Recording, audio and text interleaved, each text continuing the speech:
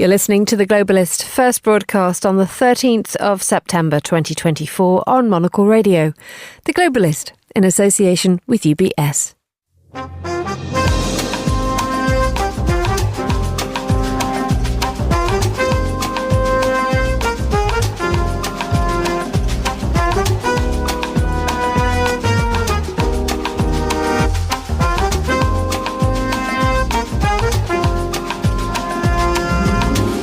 Live from London, this is The Globalist with me, Emma Nelson. A very warm welcome to today's programme. Coming up, Britain's incoming Prime Minister visits America's outgoing president as Sir Keir Starmer heads to Washington. We'll carry out a health check on the special relationship.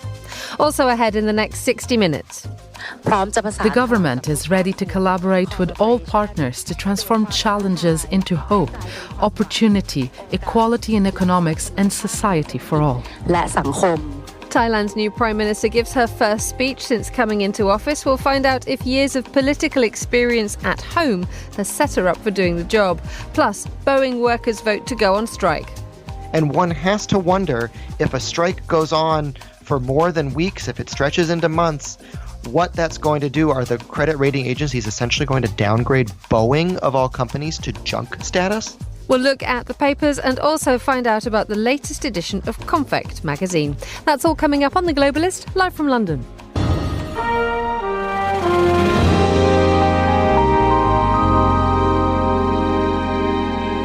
A quick look at what else is happening in the news today. Kyiv has accused Moscow of striking a ship carrying grain from Ukraine to Egypt. It's the first time a missile has struck a civilian vessel transporting grains at sea since Russia's invasion of Ukraine. The latest opinion poll in the US suggests the Democratic Vice President Kamala Harris is ahead of the Republican Donald Trump in the race for the White House. And a 17-year-old boy has been arrested after the details of up to 5,000 customers of London's transport network were hacked. Stay tuned to Monocle Radio throughout the day for more on these stories. But first, the UK Prime Minister Sir Keir Starmer is back in Washington for the second visit to the White House since he won power in July. There have been some notable developments in that time that's elapsed. First, the man he's visiting, Joe Biden, is now the outgoing president rather than the contender. And secondly, Ukraine has made great progress in its incursions over the border into Russia, but Kyiv is now amplifying its call to both London and Washington to allow it to use their missiles to strike deeper into enemy territory.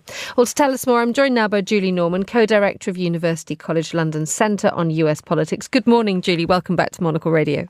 Good morning, Emma. Let's just explore, before we start into looking at what the demands from Ukraine are, which are going to dominate the headlines. But let's talk about the relationships between the two men, Biden and Starmer. I mean, is the UK's Prime Minister sufficiently statesman-like, or considered to be so, as he goes into such an important meeting with Biden?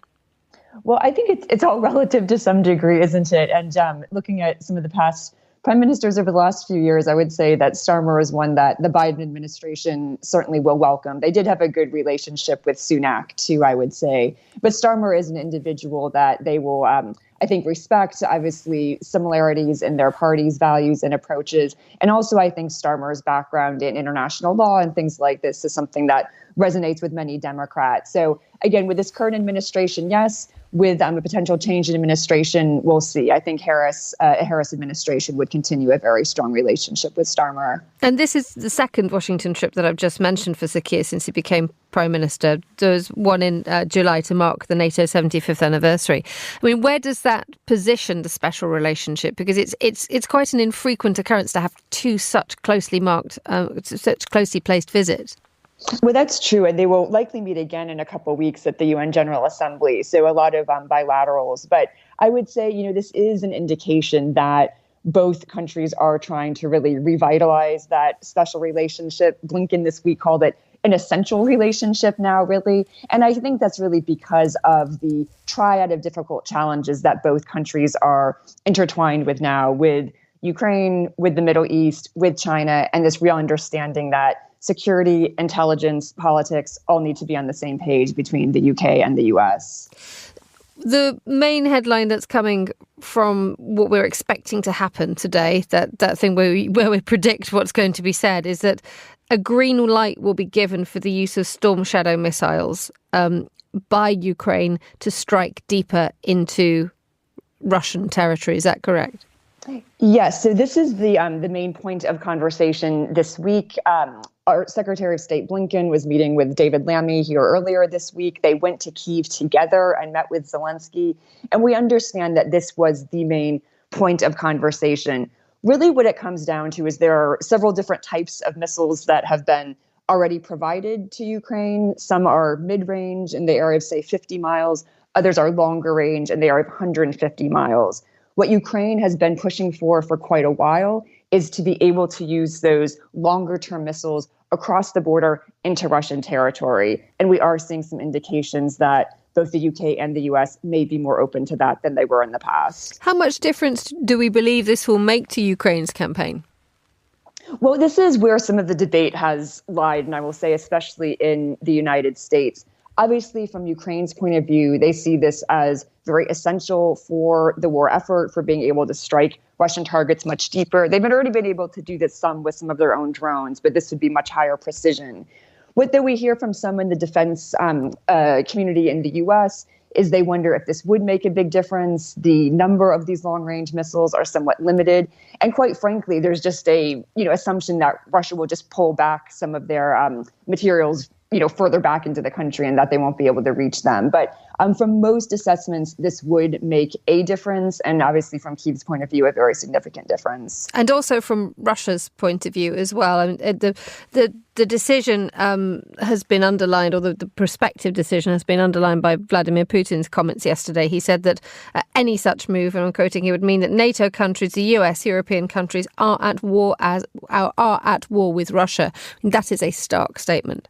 It absolutely is. And I would say this is where the reluctance has been, especially from the Biden administration, which Biden has gotten a lot of, criticism for being too reluctant on Ukraine. But this has always been the concern. No one is ever quite sure, where Putin's red line actually is, what would tip something into a wider conflict, a targeting of a NATO state, a use of, some kind of small scale, even like nuclear weapons. The opportunities for escalation are quite broad. And so that's why there has been reluctance. I think the assessment now is that there have been so many of these red lines that we have been hesitant to cross before. Those weapons have been given, those movements have been made, and we still see some sense of stability in terms of the war not escalating beyond where it currently is. And so I think that's the gamble right now. And I would just add to, I think the other thing that really tipped it is intelligence confirmations that Iran was sending ballistic missiles to Russia this week. And I think that for the UK and the US was essentially the last straw, saying, if anyone's escalating this, it's clear who it is. So this looks like step-by-step escalation. And you mentioned that there's a bit of stability insofar as what they believe that the Russian reaction would be. But if you look at what the Kremlin said yesterday, is that Russia would respond appropriately if the US were to allow Ukrainian missile strikes on its territory. Appropriately has a very strong sense of ambiguity, if that is possible. And it does sort of mean that Vladimir Putin's hand is still hidden in terms of what his response could be. I mean, what could Russia do? Well, I would say that is the big question and the big worry right now. Some is simply that they would engage in even more aggression, even more use of different types of weaponry within Ukraine itself than we've seen in recent months, though, of course, it's already been escalating and extremely dire on the ground. The others would be to potentially target other NATO assets in the region, whether that's other countries or simply, military personnel and these kinds of things, or weapon systems.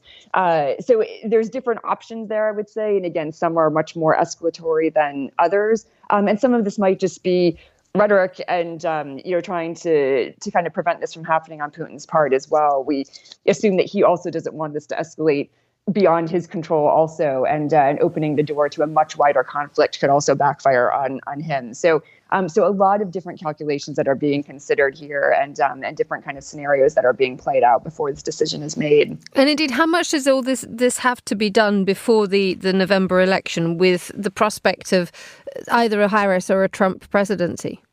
I think that is the sense of urgency here. I mean, obviously, Biden will be outgoing. The U.S. election right now is essentially a 50-50 dead heat and could go either way. And a Trump presidency certainly would not be supporting moves like this. So that's certainly part of it. But obviously, the war in Ukraine also is urgent in itself. And I think there's a realization that these decisions need to be made one way or another for Ukraine also. And finally, just returning to the original point about the statesman-like nature of Keir Starmer and the British, geopolitical and military position globally now since the Labour government has come into power. His comment on the plane on the way over to Washington has been, Russia has started this conflict. It can end it straight away. To reiterate, it was Russia who started this. They caused the conflict. They are the ones who are acting unlawfully. They can end this straight away. What are we likely to see from the United Kingdom's military and geopolitical position when it comes to a Labour government, given the fact that the previous administration, the Tory administration, was also very pro-Ukraine? That's true. I would say, unlike the US, in the UK, we see much more continuity on Ukraine in particular, on NATO, on geostrategic positioning. So in my conversations, there hasn't been a massive shift there. Obviously, we've seen some policy changes, say, on Israel-Palestine and the Middle East, but on these questions of Ukraine, on these bigger strategic questions, working in coordination with the US, those all seem pretty consistent between these two governments. And I imagine we'll continue to see that from Starmer, especially after his, as you said, very strong comments this morning. Julie Norman, thank you as ever for joining us on Monocle Radio. Still to come on today's programme, Andrew Muller tells us what we learned. We learned that Kamala Harris wants to do transgender operations on illegal aliens that are in prison. This is The Globalist.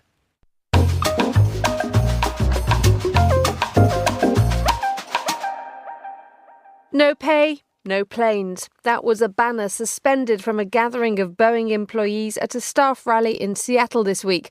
Workers have been described as fired up as a vote on a much criticised new contract and a possible strike approached. Well, in the last few hours, that vote took place and the workers are taking industrial action. The industrial action is expected to begin the moment The Globalist comes off air at 8 a.m. here in London, midnight in Seattle time. Well, joining us now is Gregory Scruggs, Monocle Seattle correspondent and all-round Boeing expert. He joins us now. A very good evening to you, Greg. Good morning, Emma. Just let's have a listen to one of the union leaders, John Holden, a machinists union leader, talking about what's been happening in the last 24 hours. This is about respect, this is about addressing the past, and this is about fighting for our future. Greg, there is clearly a strong message here from the workers that they have not been happy with their lot. Indeed, the annus horribilis for Boeing continues. This is something the company inherited. The contract negotiations with their machinist union was going to be in the works regardless of the other plethora of incidents that have occurred this year. And relations between management and labor have historically been rocky. They last went on strike in 2008. And there's a lot of lingering concerns, especially around a pension that got bargained away. And workers see the company on the back foot at the moment and a chance to regain some of what they've lost over the years. So just explain to us what's been happening in Seattle for the last few days. I mean, when I mentioned that, there was a big rally at a stadium in the city, and, the atmosphere in the plant itself was really quite tense. Indeed. So John Holden, who we just heard from, he emerged from a month of negotiations holed up in a hotel room in downtown Seattle, a Westin, I believe, with top Boeing brass, came out with this contract on Sunday, and it flopped. The proposal that he and his fellow union brass thought was a good deal, the rank and file felt very differently. At times this week, there were chants of strike on the factory floor in the last 24 to 48 hours, roughly every hour on the hour. Machinists have been whistling and protesting for a few minutes to kind of mark the top of the hour, preparing for today's vote. The machinists, all 33,000 of them, voted today. The two-thirds majority would be required to both reject the contract and approve the strike. They got 95% rejection of the contract and 96% voting to go on strike. This is an overwhelming majority, near unanimity among the union members. What we heard there with John Holden saying about respect, addressing the past and fighting for the future, this issue Well, there's several issues that have been dogging Boeing for years now, ever since the 737 MAX issues in a good few years ago. What effect has that had actually on the manufacturing process itself and the workers themselves? Because there was an awful lot of pressure in the run-up to those problems for the workers to skip safety procedures, to do things really, really quickly. I mean, do we know what actually has been happening inside the Boeing factories? We're starting to learn, thanks to some excellent reporting from Dominic Gates, the aerospace reporter at the Seattle Times, who's won a Pulitzer for his coverage of the 737 MAX. And he had some really fascinating stories in the last few weeks about the prevalence of out-of-order work. So this sense that a plane just needs to get down the assembly line no matter what. And there are certain bits and bobs that need to be completed that are happening out of sequence. And so this mantra that the plane has to keep moving down the assembly line is creating this backlog of additional tasks that need to be essentially caught up with. And that's where these mistakes keep creeping in to the production process. So there has been new management installed at Boeing. Of course, the CEO stepped down. Kelly Ortberg, the new CEO, took over. And Stephanie Pope is now running the commercial airplane division, where so much of these problems have been concentrated. But just a few months on the job is certainly not enough time to disentangle years of questionable production practices, as well as this philosophy of outsourcing individual parts. So many of the components in the planes that are assembled in the factories by these workers who are going on strike in just a few minutes' time, the parts are made elsewhere by third-party companies, and the quality control on those has also become an issue in 2024's year of struggle. And there's also been the issue of whistleblowers, that those who have complained have found themselves in trouble. At what point do you think that things turned, that the momentum now very much feels like it's with the workers? Well, I think you have to go back to the Alaska door plug incident in January, something that we, of course, talked about here on the air, as did nearly every outlet around the world. It was just such a shocking thing to see essentially a door blow out of an airplane in midair. And I think that really set the tone for what this year has heralded at Boeing. And my sense, and I actually spent some time at the union hall back in the spring, my sense is that the union smelled blood early on, and they knew they could ask for more than they might have otherwise. However, what came out of this negotiation this last month was what was allegedly a 25% raise over 4 years as Boeing presented it.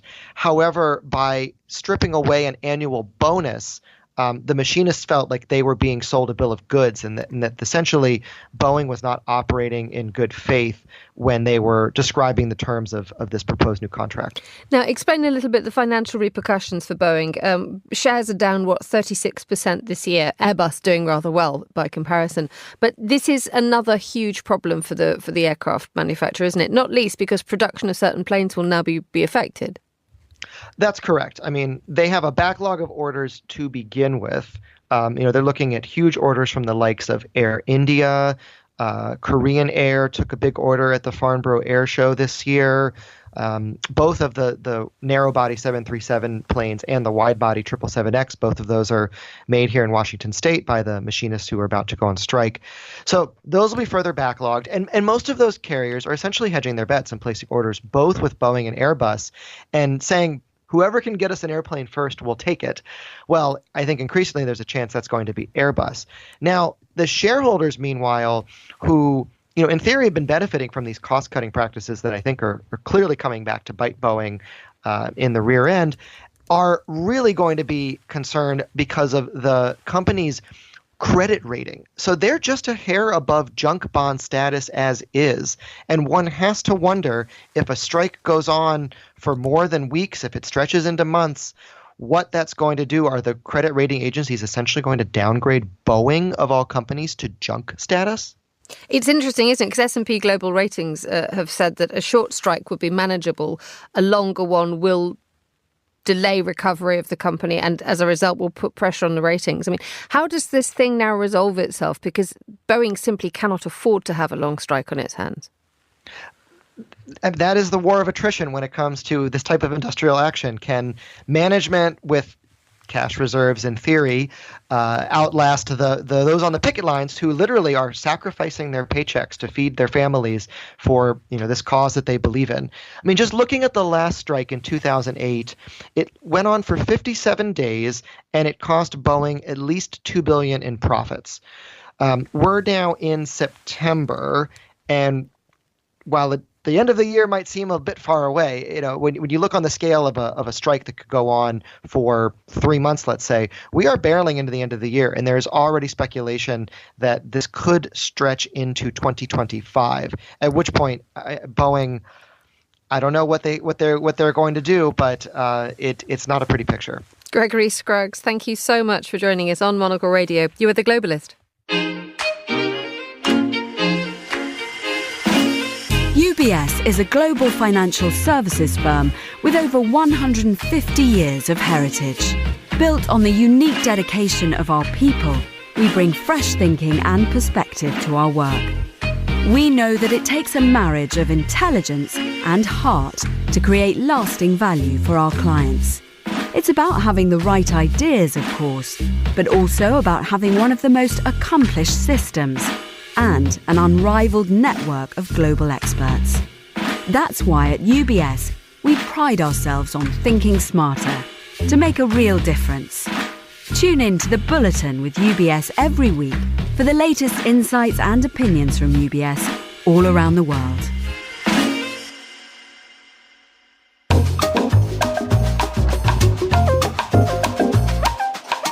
8:21 in Paris, 7:21 here in London. Let's continue with today's newspapers. Joining me in the studio, international broadcast correspondent, former CNN Europe editor, and regular voice around the Monocle Radio studio microphones, Nina Dos Santos. Good morning, Nina. Good morning, Emma. How's life in the Dos Santos world? All very good. I'm delighted. Well, we're seeing the sun in London, which is rare. So this morning... We did. You probably didn't when you started your shift. So I'm looking forward to the weekend. Excellent. We will have a sort of a last kiss of summer this weekend, I think, which is something that we're all very, very loath to get rid of. Okay, as we head into the weekend, what are the papers sort of gearing us up to pay attention to? Well, they're advising us that it's unlikely that Donald Trump will consent to another mauling at the hands of Vice President Kamala Harris. He appears to have turned down an invitation to, have a rematch after that debate at which he performed, many of his critics say, disastrously. Kamala Harris's camp says, well, look, actually, you owe it to the American people to have another rematch to, talk about your policies in more depth. Having said that, though, some polling has come out yesterday evening, essentially appearing to show that Kamala Harris has been able to crystallise her lead over Donald Trump by quite some margin, putting her about 4% higher since that debate. So it just goes to show that obviously these debates really matter. Donald Trump obviously came on stock on some big issues, like, for instance, his stance on abortion. He sort of tied himself into knots on the sort of pro-life issue, potentially alienating some of his core evangelical base. And then, of course, he was widely ridiculed on that issue of immigration when he falsely appeared to claim that Haitian immigrants, quote unquote, were eating people's pets in places like Springfield, Ohio. That could have been unfortunate, some of his surrogates might have thought, because obviously immigration was one of the issues that he was going to try and pin on Kamala Harris. It was one of her weak points, but he instead appeared to veer wildly off course, and none of this has done him any favours. The crucial issue will, of course, be those swing states, in particular the traditional Democratic support means that in terms of the number of electoral college votes, Pennsylvania, still that state with its 15 electoral college votes, will be absolutely critical for Kamala Harris to cement if she wants to really get the keys to the White House, not as vice president this time, but as president herself. The interesting thing about it's an Ipsos Reuters poll, isn't it? That's come out in the last 24 hours, saying that Kamala Harris is leading 47%, Trump is trailing at at 42, is that some of the polling is suggesting that a lot of the Republicans themselves were not convinced by Trump's performance. Indeed. And, it's one of the things that we haven't yet talked about much, but is coming back to the fore, is this issue of potentially split ticketing. So this is when you vote for, say, a senator from a different party to the president that you vote for. An example of where we might be seeing this type of issue is in those crucial border states, like, for instance, Arizona, where, as I was pointing out, Donald Trump has been making frequent visits there. He's trying very much to pin, the border migration crisis on the legacy of the Democrats, and particular Kamala Harris during her tenure as vice president. But over there in Arizona, actually, you have the likes of Ruben Gallego, the Democratic Party candidate, who's polling 13 points ahead of Carrie Lake, who is, of course, the Republican candidate on the Senate. And part of that might be because Carrie Lake is one of those really vociferous Trump supporters who indeed denies the result of the 2020 election. That perhaps might alienate some of the voters, who are sort of suburban, middle-class, college-educated women, those sort of floating voters in places like Arizona, who still, when it comes to the when it comes to the presidential vote, may not be able to bring themselves to vote entirely Democrat on that point, but they might vote for their statewide Senate elections as a Democrat. And you're seeing the prospect of split ticketing rear its head for the first time in about 30 years as a result of some of these divisive pieces of rhetoric that traditional Republicans are getting alienated on, thanks to what Trump has said in that debate and in other, rallies as well. Let's move to an article in The Guardian about UK counter-terrorism police providing support into the investigation into the death of a Daily Telegraph journalist in Gibraltar. This is a gentleman, David Knowles, has reported extensively on the Ukraine-Russia war, had what is by all accounts known as a cardiac arrest, heart attack while on holiday, but counter-terrorism are involved now. What's happening here? What's the Guardian saying about it? Well, it all, on the face of things, that headline, as you rightly point out, appears to be quite sort of eye-catching, quite alarming. For the moment, counter-terrorism police of the UK are sort of playing this down, saying, well, look, they have the brief over being able to go in very quickly and investigate, deaths abroad that require investigation without, there needing to be more sort of diplomatic and, levers pulled between police forces. And remember that, of course, Gibraltar is sort of a bit of, a bit of a diplomatic hotspot, obviously, between Spain and the UK. And indeed, it's a diplomatic hotspot where, over the last few days, there's actually been more sort of diplomatic wrangling over the status of Gibraltar. So maybe this may just be a question of, pulling the easiest lever, sending in counter-terrorism police to investigate this death because it is the easiest way of doing that, to make sure that, any suggestions of anything untoward is ruled out. But on the other hand, what we do have to remember is that this comes against a backdrop of international journalists being repeatedly threatened by Russia for their coverage of Ukraine. This particular audiovisual podcast producer and reporter, David Knowles, launched a very well-received and award-winning podcast focusing on Ukraine for the Daily Telegraph a couple of years ago.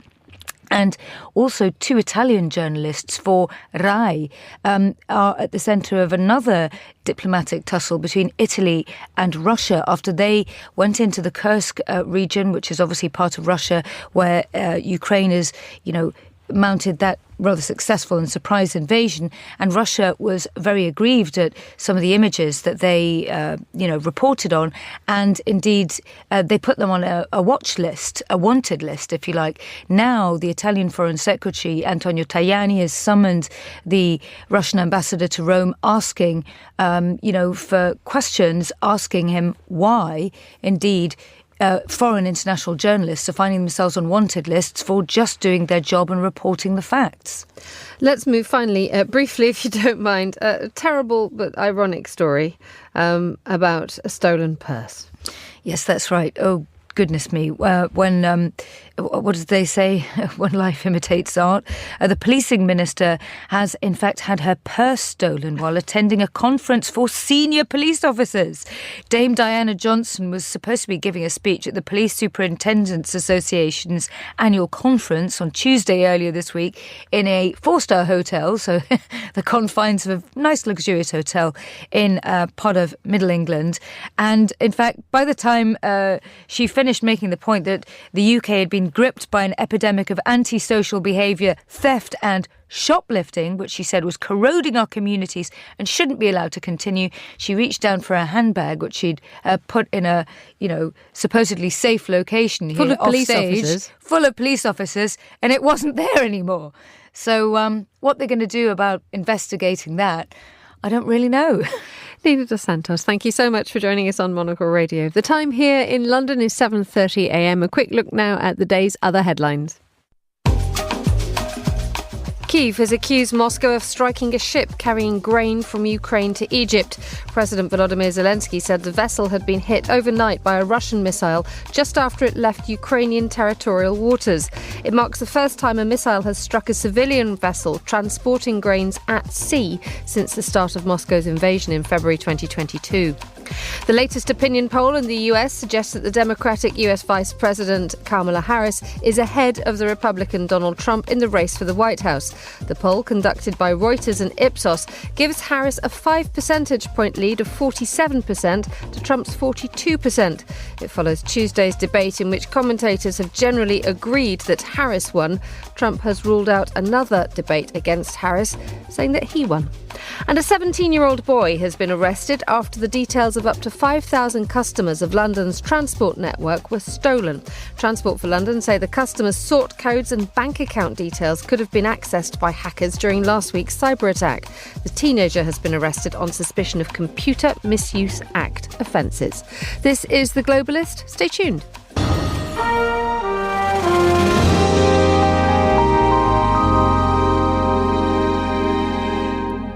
It's Friday's Globalist, which means we'll be hearing from Andrew Muller now for his take on the weird and wonderful happenings of the last 7 days. Here's what we learned.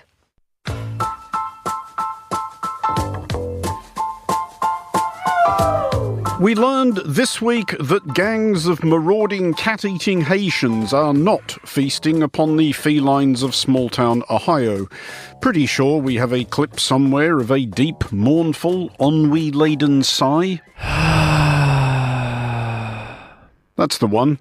To be clear, we had not, to be honest, suspected that bands of menacing dog-scoffing Haitians might be preying upon the pooches of small-town Ohio, or, to be yet clearer, that they were barbecuing ducks, swans and geese snatched from municipal ponds.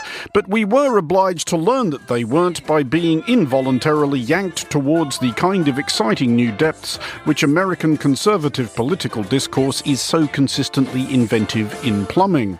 In Springfield, they're eating the dogs, the people that came in. They're eating the cats. They're eating the pets of the people that live there. And this is what's happening in our country. We learned this, yes, and a good deal more besides from the second presidential candidates debate of the current campaign, if the first with this lineup.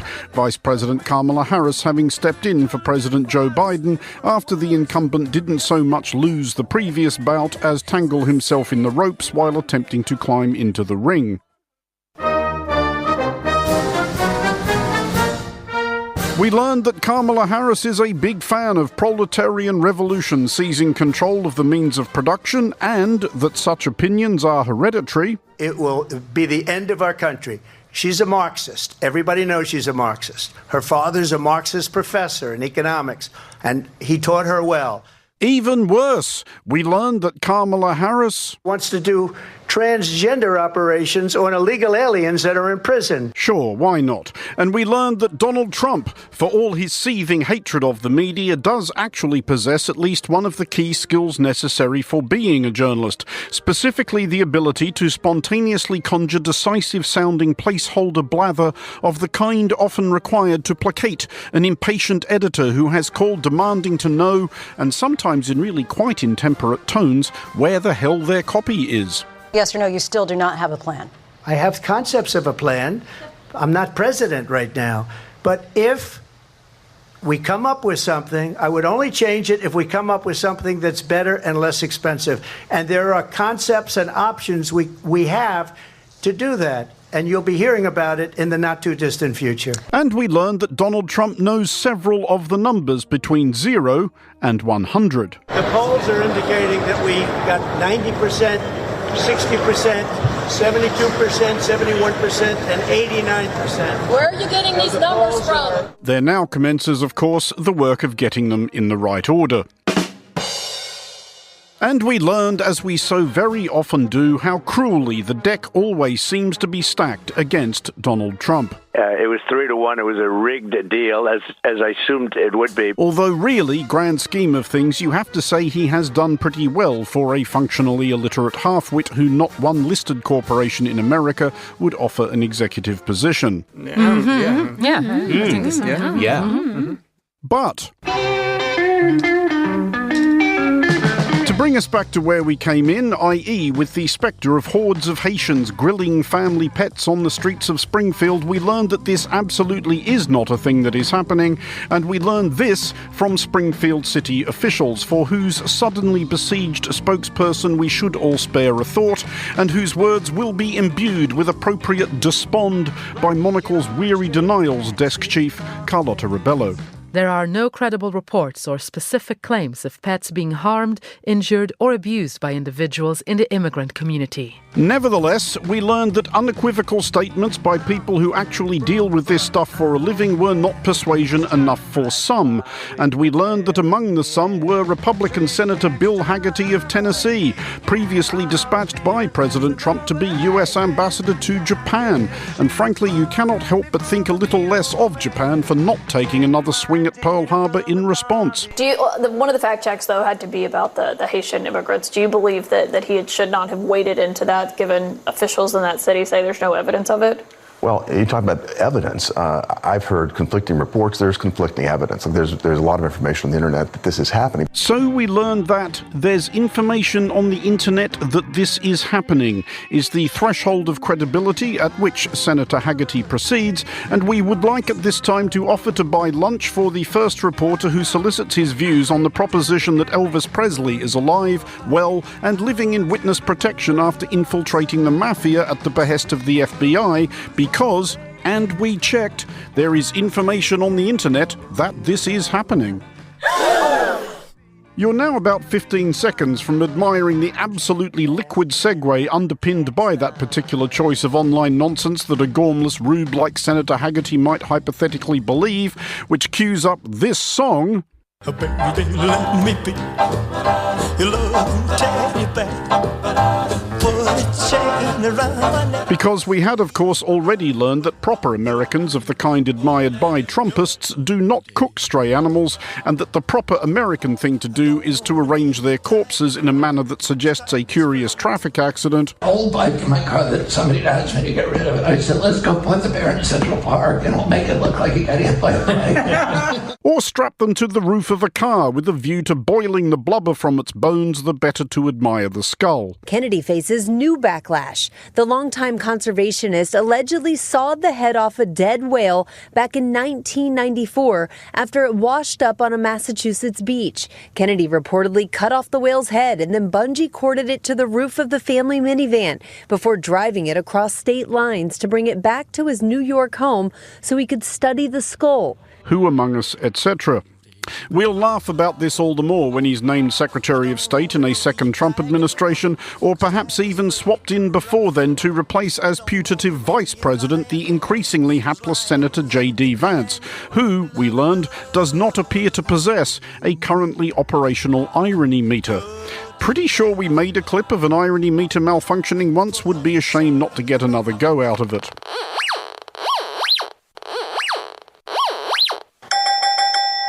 There it is. We learned this when Vance was asked about the endorsement of the rival ticket by one popular warbler. Well, look, we admire Taylor Swift's music, but I don't think most Americans, whether they like her music or fans of hers or not, are going to be influenced by a billionaire celebrity who I think is fundamentally disconnected from the interests and the problems of most Americans. Yes, just imagine Americans being influenced by a billionaire celebrity who is fundamentally disconnected from the interests and the problems of Americans. Imagine. For Monocle Radio, I'm Andrew Muller. I just wanna be yours, baby. Thank you, Andrew. You're with Monocle Radio.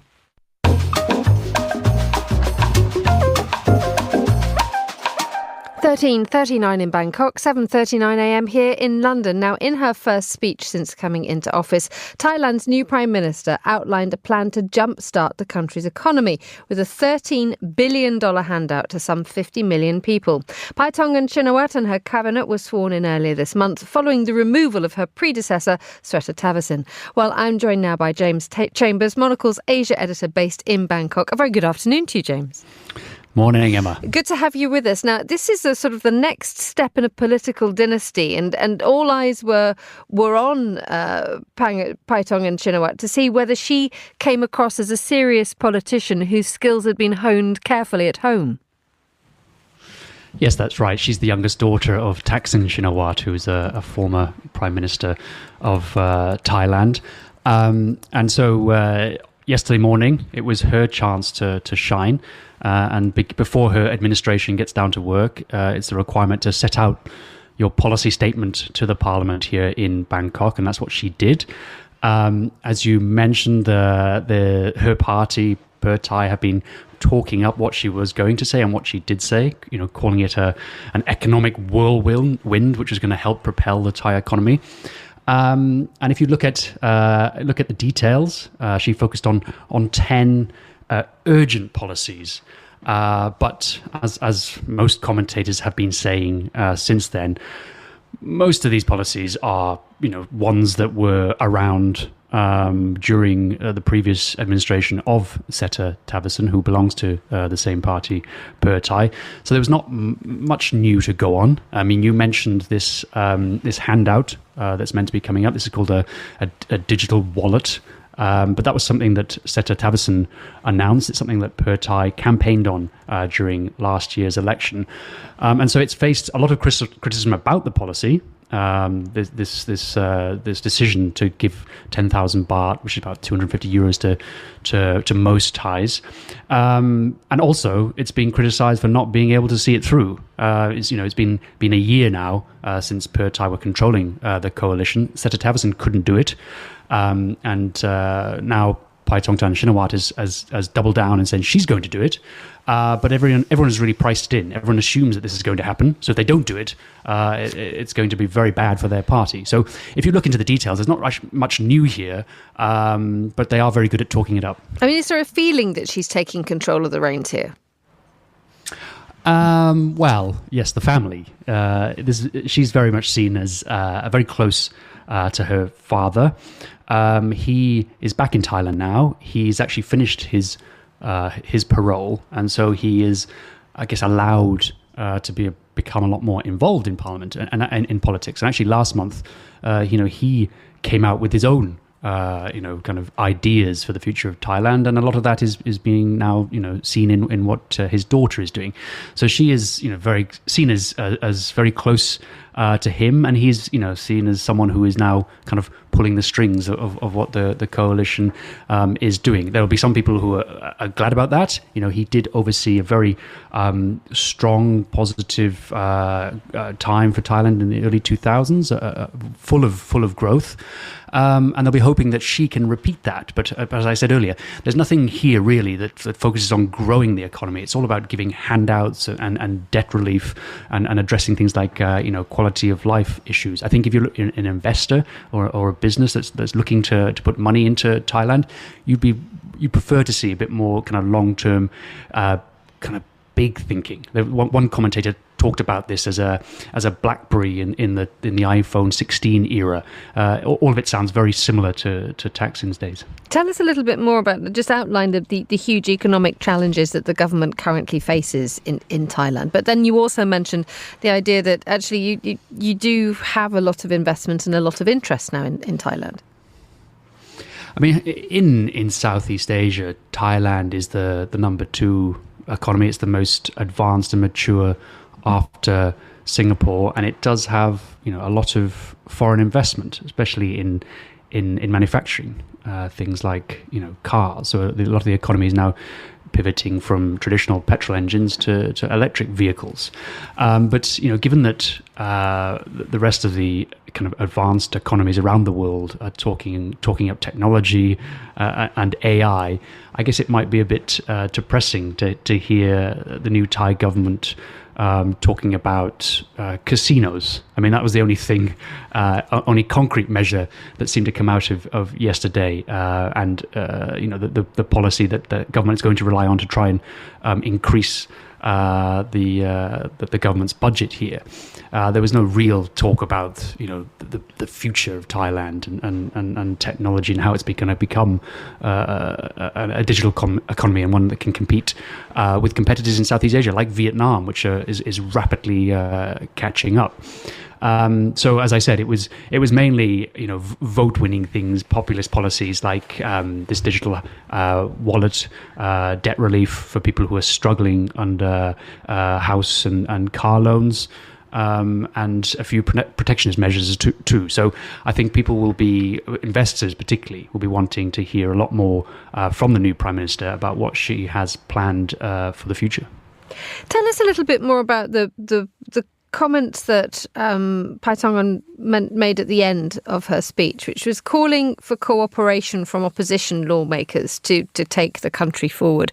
James, could you please just outline who the opposition is now and, in fact, how this is supposed to work?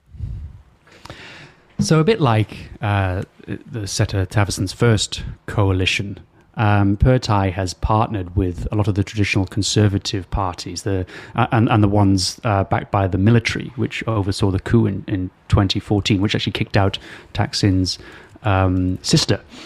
So that was a very surprising coming together of these two former enemies. So they're now together, and the opposition is formed by what we used to know as Move Forward, but they got disbanded recently and now have reformed as the People's Party. And so the big competition now is between Pheu Thai and their coalition and the People's Party.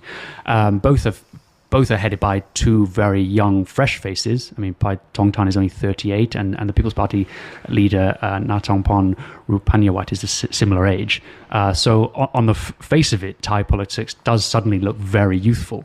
But, if you look behind the scenes, there are a lot of grey hairs, a lot of old heads still involved. But it's going to be the People's Party who are leading the opposition, and their leader had the opportunity yesterday to put questions to the government, and he called the last year under the Pheu Thai-led coalition a year of waste, essentially saying that they haven't achieved anything in 12 months. And his big point was about the charter reform. So under the military, they changed the constitution to very much skew Thai politics and make it hard for democratic parties, and it was a big part of the initiative to reform that for Move Forward and Pheu Thai. But Pheu Thai seems to be backsliding on that, and the People's Party were asking her why that was not amongst her 10 urgent policies. So we'll have to wait and see what they have planned there. Finally, James, in your on your beat in Bangkok, what's on your radar for the rest of the day and the rest of the weekend?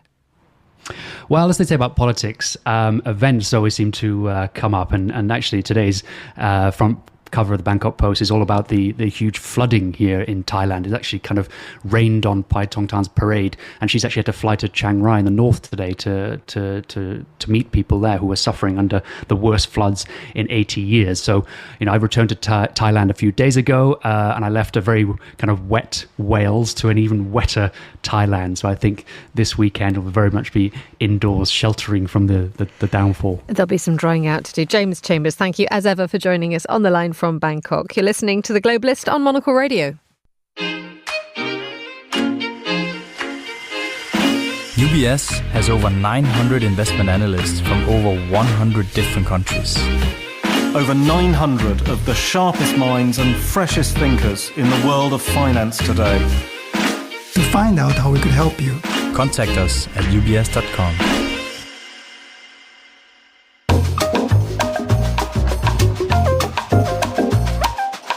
Time to talk arts and culture now with journalist Gabe Bullard, who joins us on the line from Basel in Switzerland. A very good morning to you, Gabe. How's Basel looking?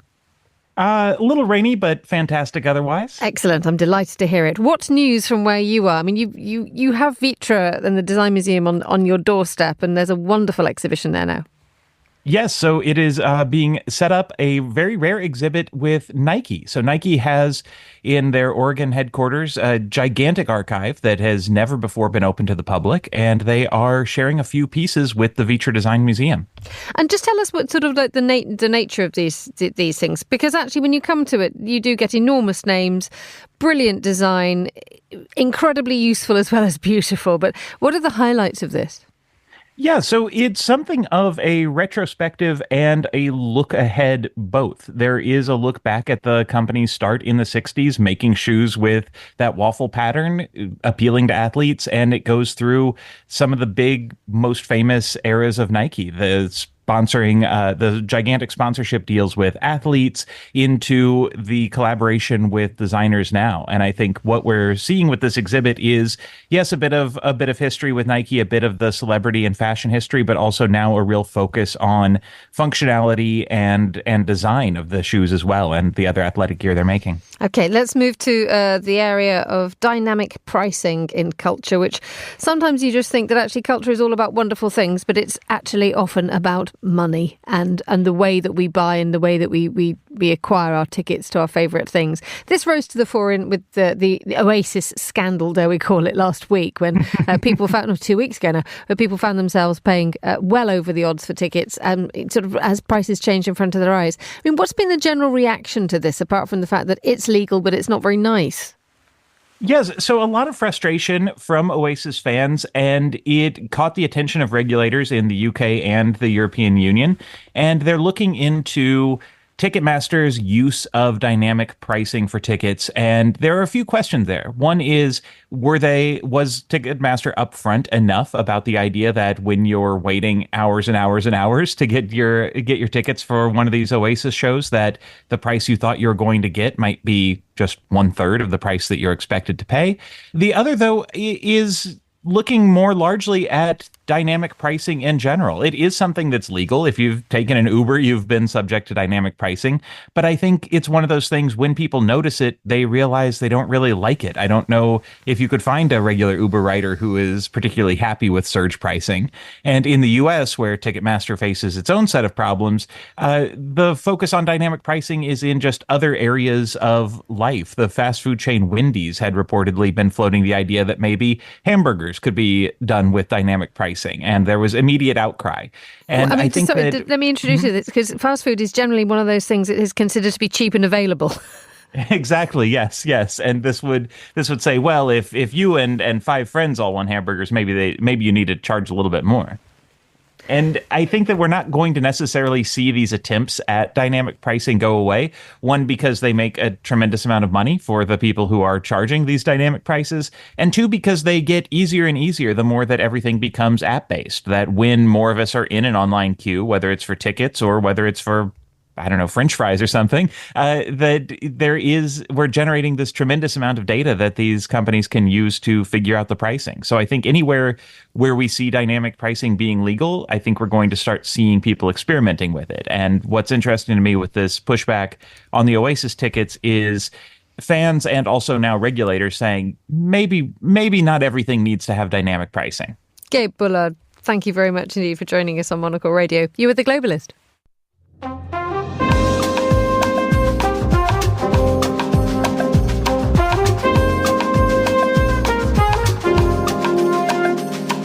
Finally, the autumn edition of Konfekt magazine is, well, actually in my hands. It's on the way. Its theme is wellness, and the deputy editor of our sister magazine, Konfekt, Chiara Romella, joins me now. Good morning, Chiara. Good morning to you. It's always a joy to talk about the issue. Oh, isn't it just? Indulgence all the way. First of all, the front cover. Talk us through that excellent hat. the hat is actually a hat from Prada, and it almost looks like, I don't know, a horse riding hat, but it's covered in blue plumes. And I think it was quite a bold choice from us to decide to put it on the front cover, because it's not very often that you see people strolling down the street with a hat like that. One of our writers who wrote the copy for the article said that it reminded her of a brigadiere hat from Italy, and I can't disagree. But there's something both kind of coquettish, but also a little bit official about it, and we just thought, let's just bring a little bit of this, I don't know, whimsy, quirk to a season that some people dread, but actually lots of others are really looking forward to. Autumn has this kind of double-edged identity, and we just want to celebrate that. Indeed, in the issue. Indeed, because you often have that thing where you have to wear slightly less flamboyant clothes because things get heavier and more knitted. And yet the fact is that you've got this rather wild and wonderful utilitarian hat that looks as if it's just about to take off. It's an absolute delight. Cara, we mentioned a moment ago the idea that this is about wellness, and you had this amazing journey to Hungary. Yes, I did go to Budapest, which is a city that for many is famous for its thermal waters. And of course, both Sophie, the editor, and I, being basically aquatic creatures, we both made sure that we had enough swimming in our bags for the issue. I think Budapest is an interesting city because it's undergoing also a sort of revival in culinary matters. Lots of people who I met when I was there did concentrate on that aspect of the city in terms of somewhere where they're seeing lots of change. So other than the thermal waters, which obviously are a mainstay of the city, and it was a joy to kind of go back to Gellert Bath and immerse really in the past there, it's interesting what's happening from the point of view of gastronomy. I think embodied by a place like Café Gerbord, which again is a real mainstay in the city. But the people who run it also run Onyx, which is a very experimental Michelin-starred restaurant, and they also have a kind of a workshop of a kitchen where there isn't really a chef, but it's more like a collective of people cooking to embody an idea rather than a flavor. So you're looking at the most traditional kind of patisserie with your multi-layered cake at the front, and you walk in and it really feels like being in the 19th century, versus in the back this absolutely extravagantly experimental restaurant. And I think that double-edged identity, again, is something that made my journey to Budapest interesting and surprising, because we all know kind of the grandeur of the city, but this is another side to it that I hadn't seen before. There's also that glorious traditional ritual of a spa in that part of the world, insofar as for every glorious thermal bath, you will always find the exquisite cake shop, which you must have an enormous, as you say, there's layered, architecturally, sort of terrifying cakes, which are heaven to eat and are restorative after having been purged in salty water. Yes, and I mean, honestly, I think this is a really important point for us at Konfekt, in the sense that not just the cakes, but we were talking about it because on the cover, it's a wellness issue, and we have both a spa and a cake. And I think both of those things are actually really integral to the way that we look at being happy and being well with yourself. The issue actually takes a pretty broad look at what that word means. So yes, we do have a spa guide, but even the spa guide, again, it's not just massages and treatments. We had a reporter go to a sort of meditative silent retreat that's based around lots of different faiths. And then you have somewhere where, Sophie went, which is a lot more sport-based, for example. But then I think one of the most interesting stories in the issue regarding wellness is actually Fiona Wilson's conversation in Okinawa about what makes this island, a place where people live so long. It's considered one of the world's blue zones. And she put together a panel of experts, and they sat down, and you really get to the point of understanding that wellness is not just having a bath, but it's what you eat, it's how you sleep, it's where you live, but it's particularly who you live with, a community around you, being surrounded by a support network, and Okinawa has that all. And so I suppose they do have the secret to living longer. And if you want to find out, you're going to have to read Fiona's conversations. Which we shall do. Chiara Romella, thank you so much for telling us all about the latest issue of Konfekt magazine. And that's all the time we have for today's programme. The warmest of thanks to all my guests and to the producers, Angelica Jopson, Tom Webb and Carlotta Rebello. Our researcher was George Ruskin. Our studio manager was Lily Austin. After the headlines, more music on the way. The briefing's live at midday here in London. The Globalist is back on Monday. But for now, from me, Emma Nelson, goodbye. Thank you very much for listening and have a great weekend.